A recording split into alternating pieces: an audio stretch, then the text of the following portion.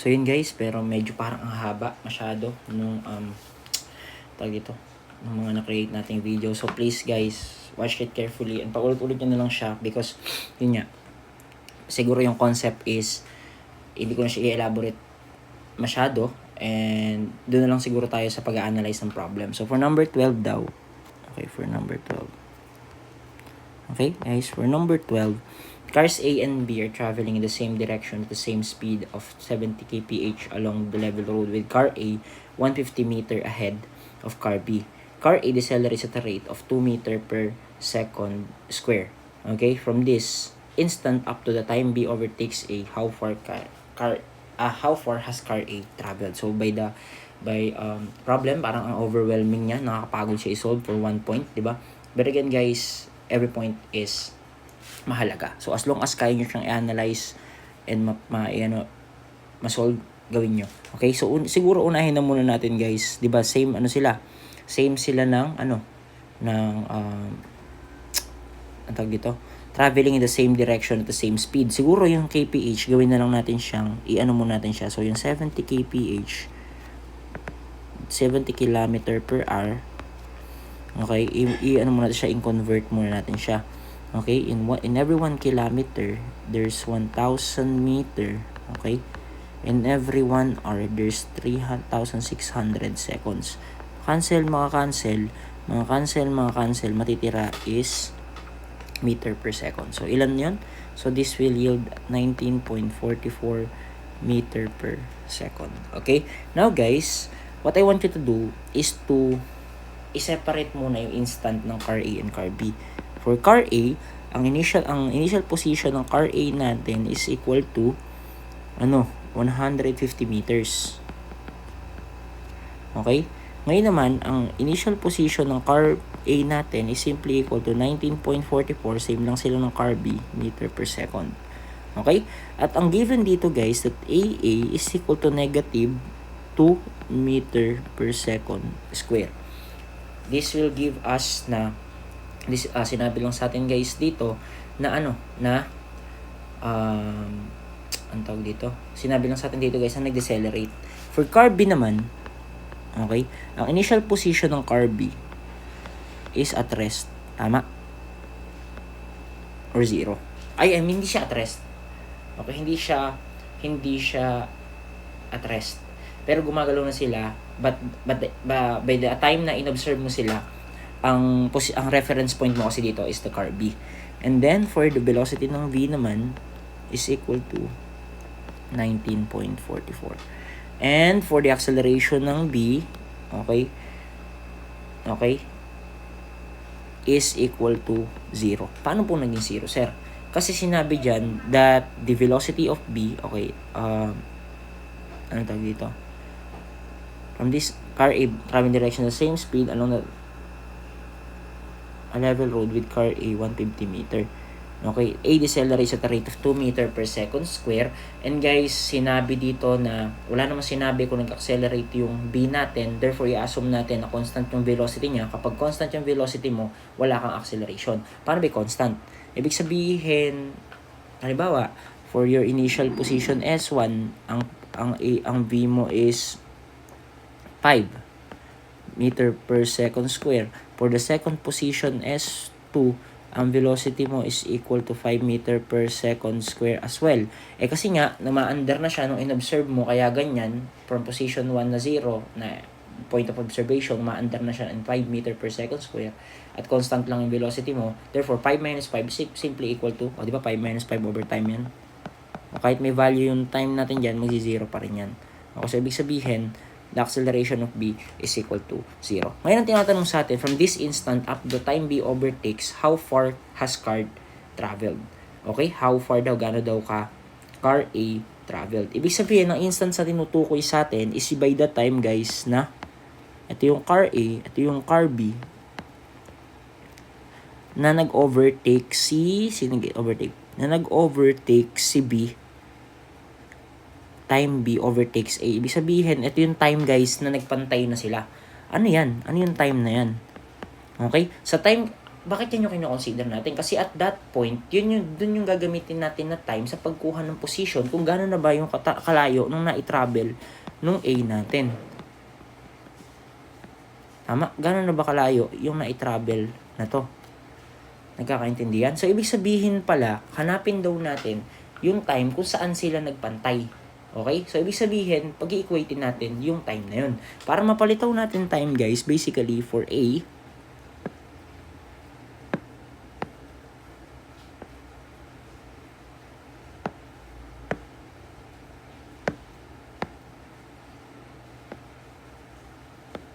okay, for A, simply, gamitin mo lang yung rectilinear equation mo dyan. So, this will give you SA, or the final yan, is equal to SA initial plus V AOT, okay, plus 1/2 AAT square.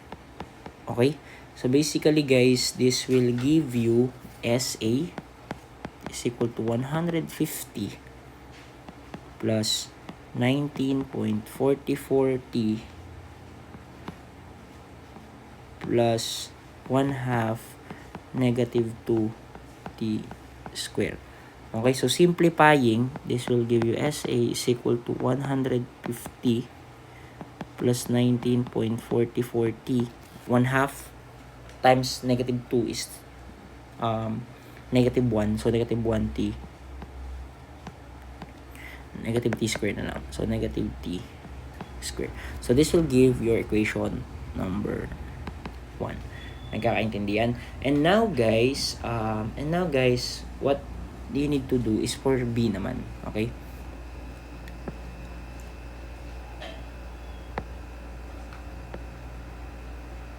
Okay. So, ngayon naman, guys, for letter B. Okay. This is SB is equal to SBO plus VBOT plus 1/2 AT square. Eh, di ba nga 0 to? 0 rin yung acceleration ng B mo. Di ba? So, therefore, your SB is equal to 19.44 meter, 19.44 T lang. Okay, so this will give you equation T. And guys, makinig mabuti, ang kino-consider natin, isahanapin natin yung time when S and A is equal lang sila ng position. Tama? Where SA is equal to SB. Okay, kung saan nga sila pantay. Kung maalala nyo, itong ginamit ko na to.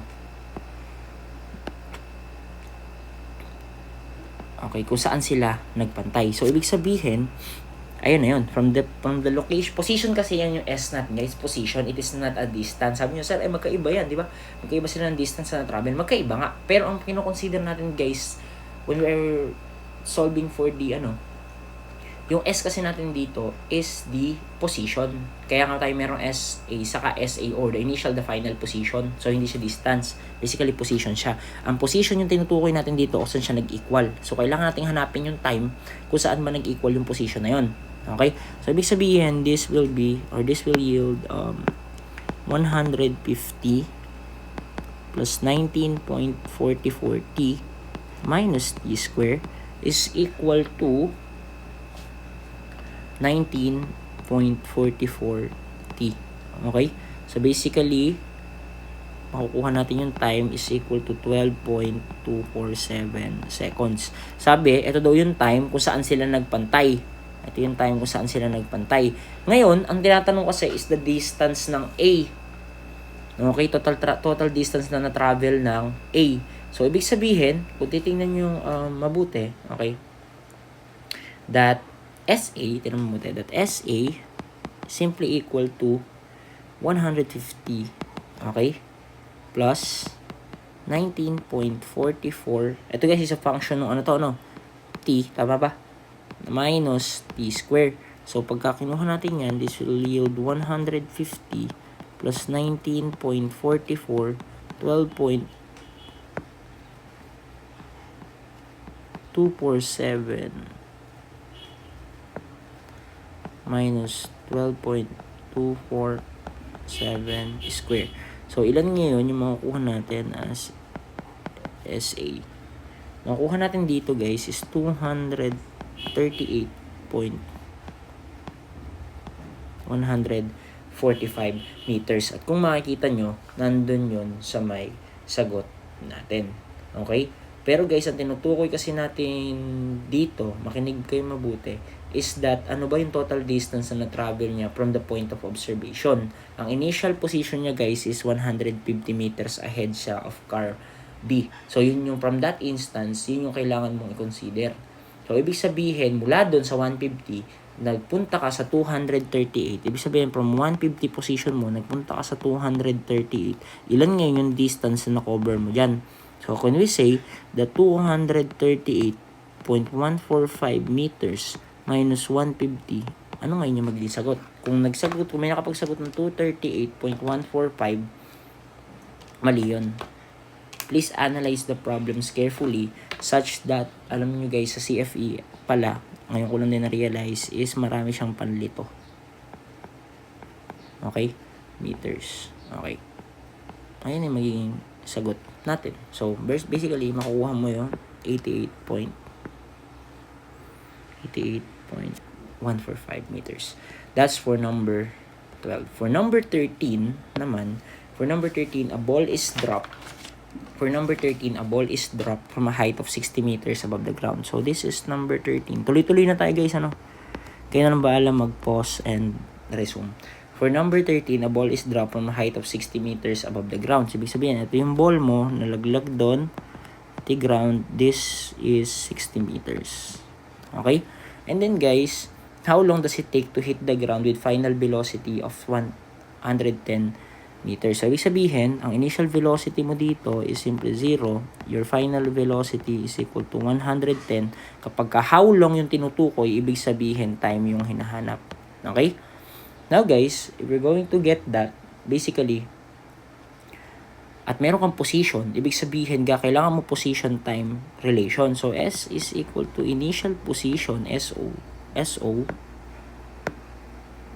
plus VOT, okay? Plus 1/2 AT square. Since this is free-falling body, considering positive yung upward mo, therefore, you have negative gravity. Kasi ang gravity is nag-act always downward. So, yung position mo na S, final is 6. Initially, yung SO mo dito is equal to 0. Kasi from rest yung consideration mo. At yung VO mo din dito is 0. Therefore, ang makukuha mo na lang is negative 1/2 9.81 T square. Tama? So, ibig sabihin, your time is equal to 6 equals to negative 1/2 9.81 x square. So, makukuha mo guys dito, basically is your time is equal to tagal naman. Your time is equal to 3.5 seconds. Okay? Your time is equal to 3.5 seconds. Wait lang. Your time is equal to 3.5 seconds. So, that's for number 13. Okay? So, na-shade ko pala kanina. Sa aksidente ko palang na-shade. Okay, so, your time is equal to 3.5. Sorry, that's 60 pala. Okay? Hindi pala 6. Okay? So, 60 pala yan. 60 pala yung ating distance. Okay, so mali ako, sorry. Okay?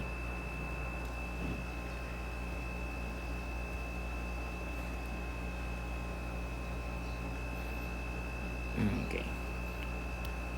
So next is for our ano tawag dito? For our next problem. Okay. Number 14. Kasya pa ba dito? This is number 14. This is for number 14. Okay.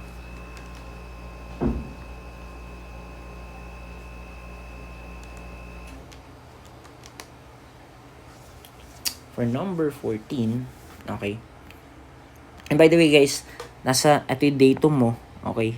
Mahalaga yan. Ano mo? Okay, so negative yan. Okay. So for number 14, A stone, okay, a stone daw is, for number 14, kasya pa dito.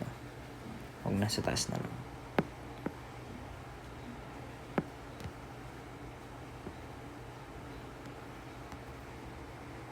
Okay guys, for number 14, okay, sabi, a stone is thrown vertically upward from the ground with a velocity of 48.3 feet per second. 1 second later, another stone is thrown. Ito kasi mga another na ganyan, medyo nakakabwisit no?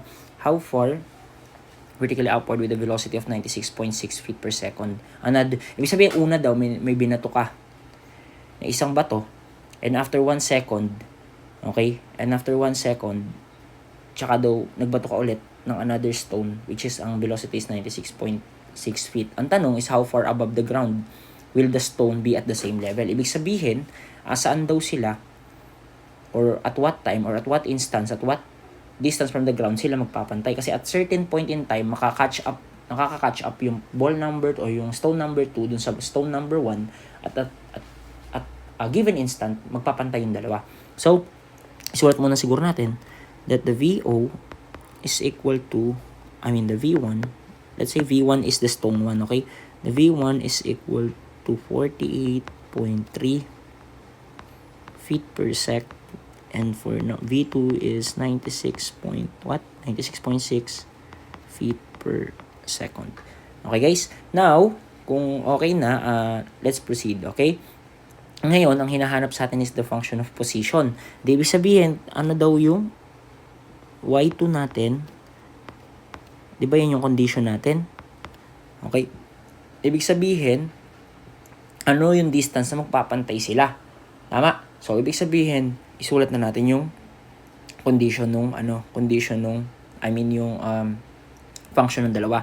For 1, okay, we can say that y1 is basically equal to SO, okay, or the initial position, okay, plus the VOT ng 1, okay, plus 1/2 GT square o GT1 square. Okay? Now guys, di ba nga 0 to? So yung y1 natin is simply equal to initial velocity of 48 point So meron tayong 48.3 T1, okay, T1 minus 1/2 9.81, okay, 9.81 T1 square. And then, simplify natin that y1 is equal to 48.3 T1 minus 16.1 T1 square. Okay? So, this will give your equation number 1. For number 2, guys, your y2, this will simply your VO2 T2 minus 1/2 GT square. Tama? Kasi yung SO niya is still, wala pa rin naman. So, y2, wala. Kasi dahil from the ground or from rest sila.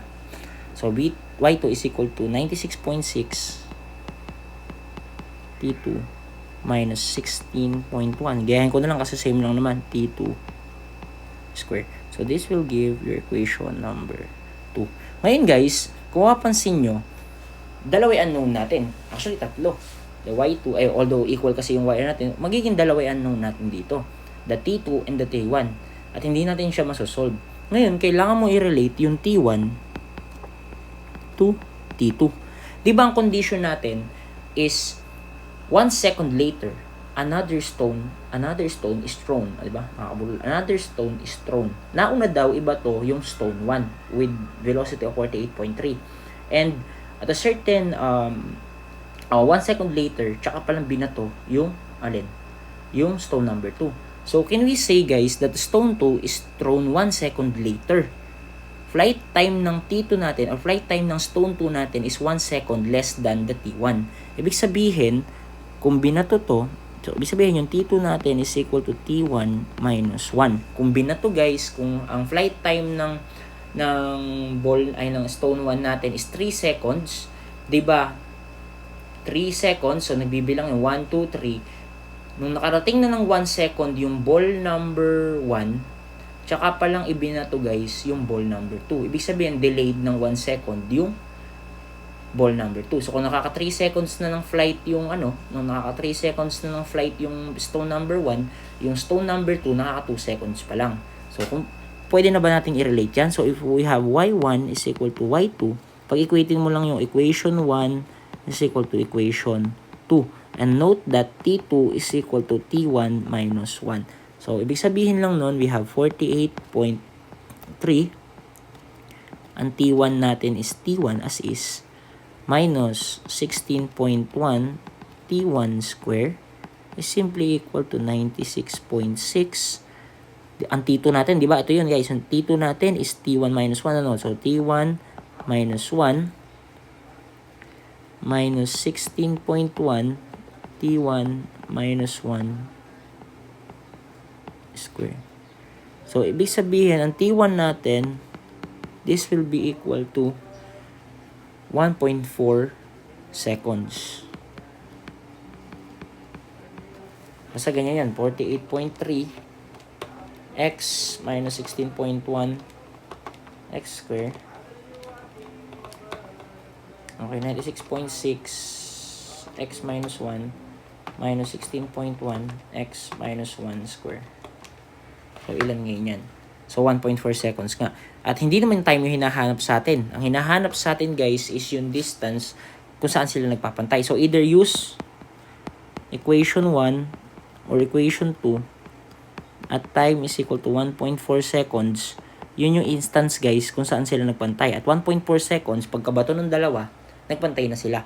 Okay, so gamitin na lang siguro natin yung y1 is equal to 48.3 t1 which is 1.4, okay, minus 16.1 1.4 square. So ang y natin is equal to 48.3 1.4 minus 16.1 1.4 square. This will give us 36.1. So this will give us 36.1 feet. Yes, feet. So, ayan na yung sagot natin. And diba guys, y1 is equal to y2. Therefore, pantay sila. I-plug in mo man guys yung 1.4 seconds dun sa equation number 2 natin, which is here. Same lang makukuha mo na 36.1. So, we have the answer here. We have 36.1 for number 14. Okay? Now, okay, so number 15. Guys, pagtyagaan nyo lang, please. Mayari nyo lang siguro itong natin na to. Medyo makakaluwag-luwag tayo. Okay, for number 15...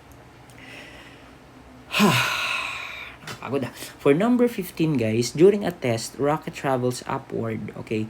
Rocket travels upward 75 meter per second. And at the time when it is 40 meters above the ground, its engine fails. Determine the maximum height reached by the rocket. So for number 15, i-illustrate ko muna.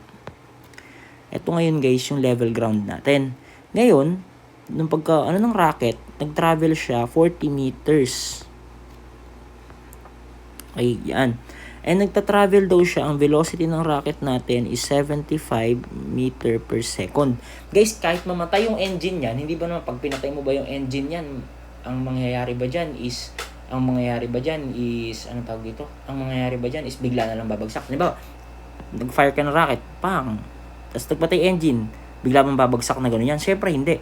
For example, eto, at this point namatay yung engine, tuloy-tuloy pa rin dyan yan. Hanggang pinahihina yan ng gravity natin. Tama? Kaya lang siya nagde-decelerate because of the gravity. Hanggang ma-reach na yung point kung saan mag-zero na siya at saka bago pa lang siya bumagsak. So kung ulitin natin, ibig sabihin, kahit namatay yung engine dyan, 75 meter per second pa rin yan, tutuloy pa rin yan mag-travel dito, ma-reach pa rin yan yung top. Kapag na-reach yan na yung top, dahil hindi na nga siya ma-andar because the engine fails already, babagsak na yan papunta dito. At ang tinatanong sa atin is determine the maximum height reached by the rocket from the ground. This is your level ground. Ano yung distance neto ngayon? Nagkakaintindihan po ba? So, ibig sabihin guys, basically, basic position lang to. So, we have V square is equal to VI square minus 2A S or 2AS, and then ang A natin dito, so plus na lagay natin yan, ang A natin dito is equal to gravity. Since positive upward tayo, we have negative gravity. So V square is equal to VI square which is 75 square,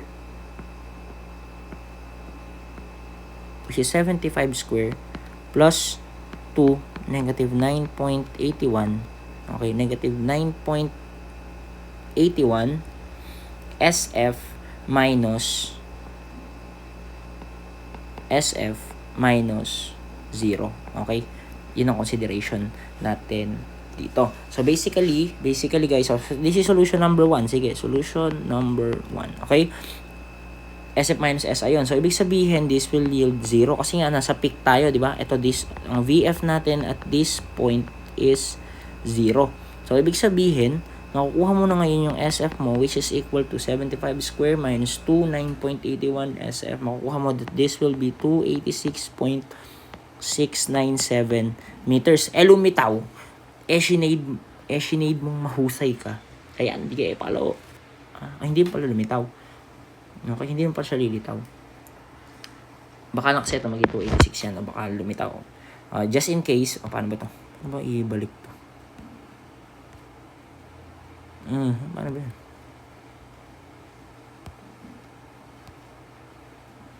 Bahala na, burahin na lang. Ang buro ba to? Ayaw nga, galing. Okay, so guys, ibig sabihin lang, 287 siya mula dito. Kasi ang from instance sa kinuha natin, ayan yun. So, ibig sabihin, ang 287 lang dyan is mula dito hanggang dito. So, this will be 286 pala. 286.697. 286.697 meters. Siya lang guys, yung nandito. Ayun pa lang yun. From the ground yung hinahanap. Ibig sabihin, okay, the total distance is basically 286.697 plus 40, okay, is equal to 236.697 meters. So, basically, ang lalabas natin dito is, eto pala dapat. 326. Ano yung solution 1 na sinasabi ko? Pagka guys, nagsosolve ka, pwede mo naman na i-consider yung position difference nila. The initial and the final position, di ba? We have V square, solution 2. V square, VI square, plus 2AS. V square is equal to VI square minus 2, 9.81. By the way, this is 0 already. So, multiplied by the SF minus SI. Initially, ang position kasi natin when we are going to consider 40 meters above the ground na siya bago ka mag-analyze. So, ibig sabihin, this will yield 0 is equal to 75 square minus 2, 9.81 SF minus 40. So, SF is equal to 3. This is 236 pala. 326. Ba't pa ganun? Sabog ah. This will give us 326.697 meters. So, this will give 326.697 meters. That's another option. Okay? So, basically, ang sagot niya is 326. Next is, for number 15, ito na favorite, ito lumalabas. Kahit saan nata, lumabas na to. Okay, for number 15, guys, basically for number 15, for number 15, for 15, 16 na pala. For number 16, a stone is dropped down a well and 5 seconds later, a splash is heard. If the velocity of sound is 120 feet per second, what is the depth of the well? So this is your favorite, diba? Okay, so this is your favorite, guys. Basically, ang consideration lang natin dito is that your T1, okay, plus T2 is equal to ilan? 5 seconds. Okay, ibig sabihin, ito yung well mo. Ayan, mula dito, pababa. Okay, yun yung speed ng mo. And then yung sound mo naman is mula dito, pataas. This is your T1, this is your T2. Nagkakaintindihan? So, ibig sabihin, ilan daw yung speed ng ating, ilan daw yung depth ng ating well. Ang tinatanong is this one, the depth. So, if that's the case, guys, basically, kailangan lang natin gawin is to identify the functions of time for T2 and T1. So, for T1 muna, so ibig sabihin, we have S is equal to SO, okay? S is equal to SO plus VOT plus 1/2 GT square. So, negative yung natin dyan. So, we have initial position 0. We have the initial velocity is equal to 0 since from rest yan. So, S is equal to negative 1/2 9.81 T square dividing both sides with 1/2 gravity. Okay, dividing both sides with 1/2. Okay, with 1/2 gravity. Ay, sorry, this is positive pala. Kasi bakit? Dahil pababa yung ating motions. Okay? So, ibig sabihin, along with the gravity siya, so positive. So, dividing both sides with 1/2 ng 9.81, 1/2 ng 9.81, and simplifying, ito pag sinimplify mo to, pinalito mo yung time, the time will be equal to 2S over G. Kayo na bahala magpalitaw niya. Ano? Basta yan yung T1 natin. Yan yung T1 natin, pababa. And then for T2 naman guys, for T2, simply, di ba, we have the velocity is equal to distance over time. Or velocity is equal to S over T2. Okay? So, ibig sabihin guys, your T2 ngayon is equal to, ano? S over the velocity. So, ibig sabihin, your T2 is simply equal to 1, the S over the velocity, which is 1,120. Okay? So, meron ko ng T1, meron ko ng T2, di ba nga, the T2 plus T1 equal to 5. So, ibig sabihin, you have S over 1,120 plus square root ng 2S over the 9.81, the gravity is equal to 5. Your S is simply equal to 353.31 feet. The answer should be 353.31 feet, letter A. Okay? So, yun lang. Yun lang muna ulit. Pinuputol-putol ko lang guys para hindi masyadong overwhelming.